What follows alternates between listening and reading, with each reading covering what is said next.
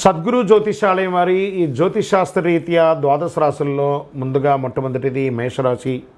అశ్విని నక్షత్రం 1, 2, 3, 4 పాదములు, భరణి నక్షత్రం 1, 2, 3, 4 పాదములు, కృతికా నక్షత్రం మొదటి పాదానికి ఉన్నటువంటి వారు మేషరాశి వారిగా పరిగణించబడుతున్నారు.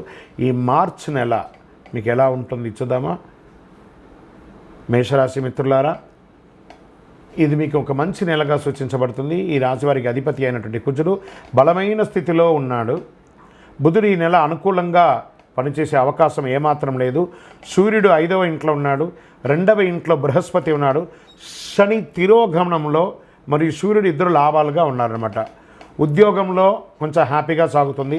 సహ ఉద్యోగులు మీ పనులతో సహకరిస్తారు. మీ యొక్క జీతభత్యాలు వేతనాలన్నీ పెరిగే అవకాశాలు ఉన్నాయి. ప్రమోషన్స్కి ఏమైనా మీకు ఉంటే కూడా అడ్డాలన్నా అవన్నీ కూడా తొలగిపోయే అవకాశాలు ఎక్కువ ఉన్నాయి. నగదు ప్రవాహం గణనీయంగా పెరిగే అవకాశాలు గట్టిగా ఉంది. ఆదాయం బాగా వృద్ధి చెందుతుంది. వ్యాపారం చేసేవారికి పురోగతి ఉంటుంది. అమ్మకాలు లాభదాయకంగా ఉంటుంది. ప్రభుత్వం నుంచి మీరు ఆశించినటువంటి లైసెన్స్ కానీ పర్మిషన్స్ కానీ అవన్నీ కూడా వచ్చే అవకాశాలు ఉన్నాయి.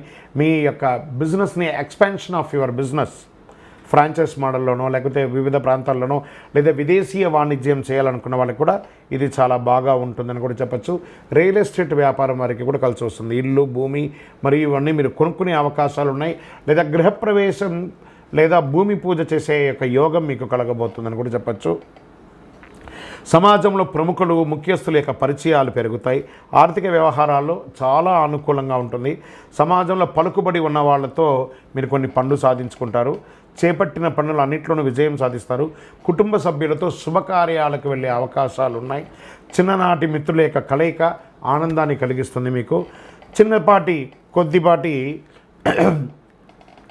అనారోగ్య సమస్యలు కనబడుతున్నాయి. లివర్కి సంబంధించి కానీ లేదా ప్రాంక్టియస్కి సంబంధించిన కానీ ఇవన్నీ కూడా ఒకసారి చెక్ చేసుకోండి. విద్యార్థులకి ఒక మంచి సమయం అని కూడా చెప్పచ్చు. ప్రేమ వ్యవహారంలో ఉన్న వాళ్ళకి ఇది ఒక సానుకూలమైనటువంటి సమయం అవ్వచ్చు. ఉద్యోగం కోసం ప్రయత్నం చేసే వాళ్ళకి ఇది ఒక మంచి సమయం. నూతనంగా వివాహం అవ్వాలనుకున్న వాళ్ళకి ఇది ఒక మంచి సమయంగా చెప్పచ్చు. ఆస్తి వివాదాలు, కోర్టు కేసులు ఏమైనా ఉంటే కూడా కొలిక్కొచ్చే అవకాశాలు ఉన్నాయి. ఎన్నో రకాలైనటువంటి శుభవార్తలు వినే ఒక మంచి నెలగా ఉండొచ్చు. రాజకీయ నాయకులకి బలోపేతంగా ఉంటుంది. మీ యొక్క డాక్యుమెంట్స్ అంతా కూడా జాగ్రత్తగా చూసుకోండి. డ్రైవింగ్ చేసేటప్పుడు కాస్త బాగా జాగ్రత్తగా ఉండాలి. ఈ నెల మీకు పాజిటివ్ డేస్ అని, లక్కీ డేస్ అని కూడా చెప్తే 2వ తారీఖున 5, 8, 12, 14వ తారీఖులో మీకు అనుకూలంగా ఉంటుంది. చంద్రాష్టమం మరి ఇన్ని రోజులు బాగున్నప్పుడు అన్నీ బాగున్నప్పుడు కొంచెం బ్రేక్ కూడా మనకు కావాలి కదా. మార్చి 19, 3, 2025 2:06 మధ్యాహ్నం నుండి 22, 3, 2025 1:46 ఉదయం వరకు చంద్రాష్టమం ఉంటుంది. ఈ 2.5 రోజులు జాగ్రత్త. మాట్లాడేటప్పుడు జాగ్రత్త, సంతకాలు పెట్టేటప్పుడు జాగ్రత్త, చాలా జాగ్రత్తగా ఉండాలి. లక్కీ నెంబర్స్ అని చెప్తే ఈ నెల 1, 7, 9 అని చెప్పచ్చు. చక్కగా పరిహారం, ఈ నెల మీకు ఏమైనా పరిహారం ఉందా అంటే మంగళవారాల్లో అమ్మవారికి నెయ్యి దీపం వెలిగించండి.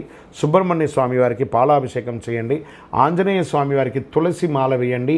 మీ వయస్సు ఎంత ఉందో అన్ని సంఖ్యతో కూడినటువంటి దీపం నువ్వుల నూనెతో దేవాలయంలో వెలిగించండి. ఇంకనూ అతి శక్తివంతమైనటువంటి ఈ కరుంగాళి మాలను ధరించిన వాళ్ళందరూ కూడా ఆయురారోగ్య ఐశ్వర్యాలతో ఉన్నారు. ఈ కరుంగాళి మాల అవకాశం ఉంటే ధరించండి. అందరూ కూడా క్షేమంగా ఉండండి. విజయోస్తు.